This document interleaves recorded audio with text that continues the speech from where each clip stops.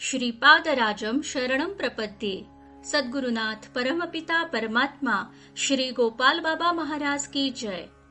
श्रीपाद श्रीवल्लभ स्वामी लेखमाला लेखक क्रमांक 88। श्रीपाद वैशिष्ट्य दत्ताराधनेचा महिमा। बाळांनो, श्री अनघादेवी समवेत अनघ श्रीपाद श्रीवल्लभ रूपाने या भूमीवर अवतरले आहेत। सर्व प्राणीमात्रांच्या शारीरिक, मानसिक, आत्मिक चैतन्याच्या ते फार जवळ आहेत। ते स्मर्तृगामी म्हणजे आठवण करताच येणारे आहेत। शरणागत भक्तांचे कष्ट नष्ट करून त्यांना इहपर लोक सुख देण्यास ते सर्व समर्थ आहेत।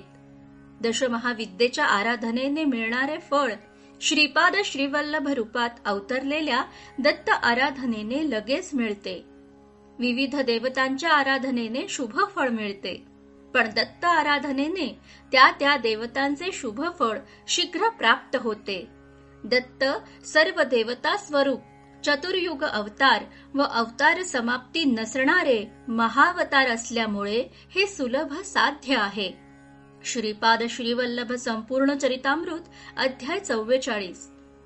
श्रीपाद श्रीवल्लभ आज्ञेनुसार शंकर भट्ट व धर्मगुप्त जेव्हा कुरवपूरहून पिठापुरास निघतात तेव्हा प्रवासात त्यांचा मुक्काम त्रिपुरांतकेश्वर येथे झाला।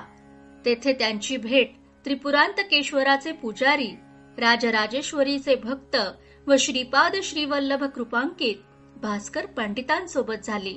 भास्कर पंडित हे मूळ पिठापूरचेच आणि त्यांना श्रीपाद श्रीवल्लभ अवतारासंबंधित भरपूर अनुभूती आणि त्यातील गूढ रहस्य ज्ञात असल्याने 4 दिवस शंकर भट्ट भास्कर पंडितांसोबत राहिले।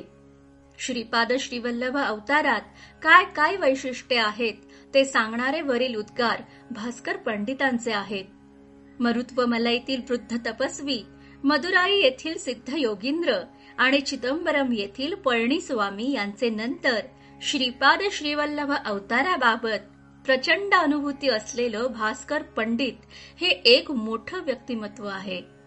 श्रीपाद श्रीवल्लभ अष्टोत्तर शतनामावलीमध्ये श्रीपादांचे एक नाव आहे, ओम चतुर्युग अवताराय नमः, आणि एक नाव आहे ओम अवतार समाप्ती रहित महावताराय नमः। भास्कर पंडित हेच रहस्य सांगत आहेत। सर्वात महत्वाचे म्हणजे एकच श्रीपाद भजा। त्यांच्या आराधनेत सर्व देवी देवतांच्या आराधनेचे फळ दडलेले आहे। हे भास्कर पंडित शंकर भट्टांच्या निमित्ताने आपणा सर्वांना सांगत आहेत। हिराचंद गोपालचंद कोठारे, दिगंबरा दिगंबरा श्रीपाद वल्लभ दिगंबरा।